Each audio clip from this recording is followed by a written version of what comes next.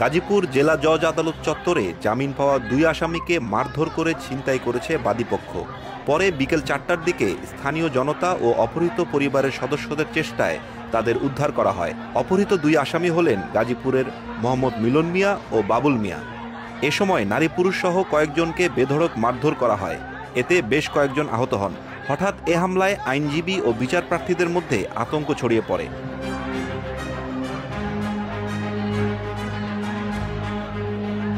বুধবার দুপুর 12টার দিকে আদালতের পশ্চিম পাশে আইনজীবী সমিতির সভাপতি ও সাধারণ সম্পাদকের কার্যালয়ের সামনে এই ঘটনা ঘটে।